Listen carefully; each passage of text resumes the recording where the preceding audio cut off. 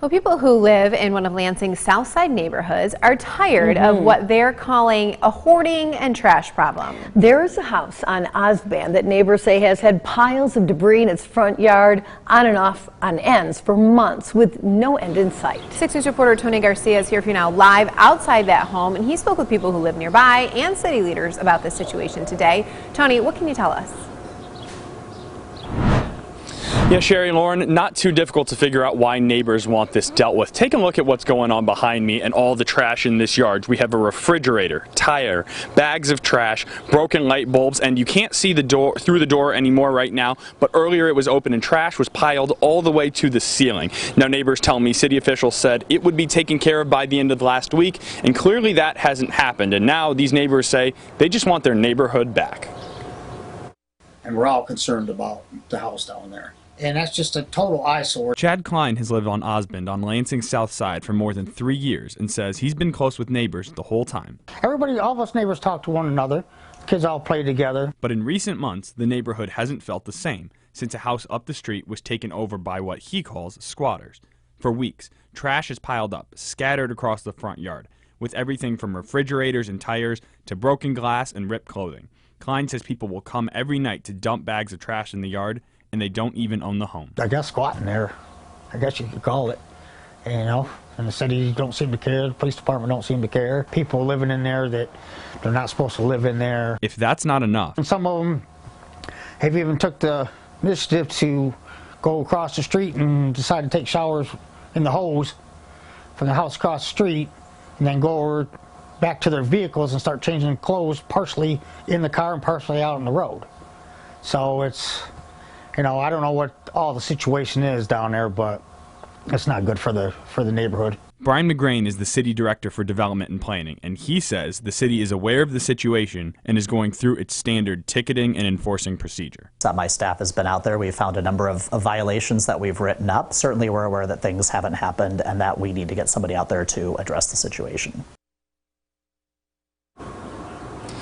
Now, the homeowners are an older couple, and they tell me that they have asked the people who are living or are trying to stay here illegally to leave many times, and that they are being taken advantage of. Now, remember, they are the ones who are being cited tickets from the city, and they've even had to hire an attorney who's scheduled to speak in front of a judge on Wednesday to try to get this situation rectified. Now, tomorrow, I'm scheduled to meet with the homeowners and the attorney, and we'll have that story for you tomorrow evening on 6 News. Well, yesterday we brought you the story of a neighborhood in South Lansing where residents there are fed up with the front lawn of a house that is literally covered in trash. Today, 6 News reporter Tony Garcia caught up with the couple who owns that home and with the couple who's living there, reportedly against the owner's wishes. He's here for you now live outside the home. Tony, what more did you learn today? Yeah, that's right, Sherry and Lauren. Just a reminder for everybody, the people who own this home don't actually live here, and they tell me they're being taken advantage of by the couple that has since moved in and is creating this mess that you can see behind me. However, I spoke to that couple today, and they told me that they were invited guests. They came in to stay for one night, supposedly, and they ended up staying indefinitely, I guess. That's according to the 85-year-old man who owns this home on Osband Ave. He says he lived there with his wife in the 60s and 70s and then rented it out off and on for years after that. The home sat vacant since 2010 until last February when the homeowner's handyman started fixing it up to sell. That's when the handyman allegedly told Chris and Melissa Lavoie they could move in. Says he's going to gift us the house because my wife's daughter was just in a bad accident. The problem is it wasn't his to give, and it never went through the homeowner. Did you ever once give him any indication it is acceptable for him to be in your home? No.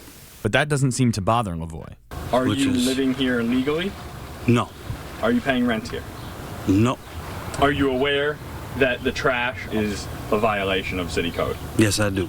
However, he still argues he has a right to be here because he was invited. As for where all the trash is coming from, Lavoie says it's not all junk. So the scrap stuff, do you get it from a dumpster or something and sell it for scrap? Yeah. Okay, do you do this every day, or is that how you're making money right now? Yeah.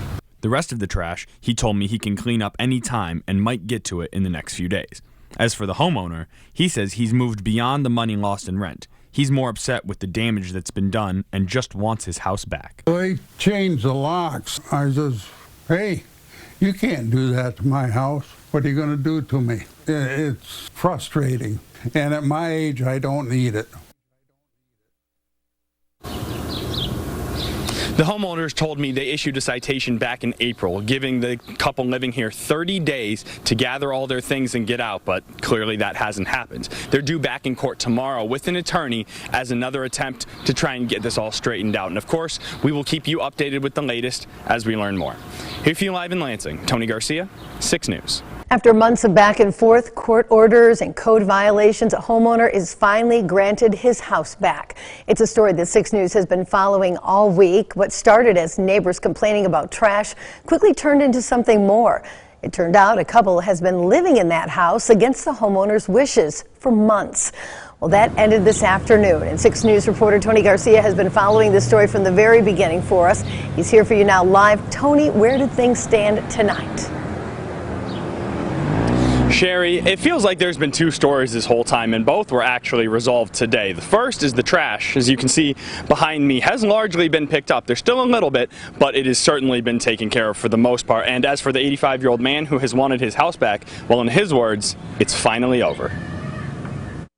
Based on the testimony of the plaintiff that there is a health hazard or condition at the property that can present a health hazard to the safety of the public, so the court will grant immediate possession. With those words, Gerald Phillips, the owner of this house on Osborne Avenue in Lansing, was given his home back. It's a process that started back in April, when Phillips issued a 30-day eviction notice to get the illegal tenants out of his home who had been there since February. I had been after Mr. Lavoie. Still, they stayed. When you had these conversations with Mr. Lavoie, was it also included that they had to leave? Yes. The debate today was about whether or not the Lavoies had a legal right to be there. Melissa Lavoie admitted they did not. Do you have any testimony relevant to whether or not you had a lawful right to move into this property? No, we didn't, and I okay, thank you. But why did it take all this effort and time to get the Lavoies out?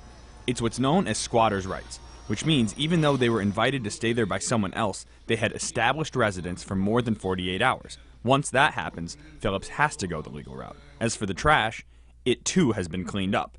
This video is from 1 this afternoon, when city crews came in to clean up the yard and driveway. They told 6 News they loaded 3 20-foot trucks all the way to the brim. As of this second, it is unclear whether or not the Lavoies are still here, but I spoke to Phillips' attorney earlier today, and he says he was taking the paperwork directly from the court and filing it. Once the police get that, they will then come here and escort the Lavoies off the premises if they are still here. That's expected either sometime tonight or tomorrow. As for the neighbors, I just spoke with about 10 minutes ago before we got on here, and they said they're so happy to have the situation resolved that they want to personally help Mr. Phillips get his house back in order.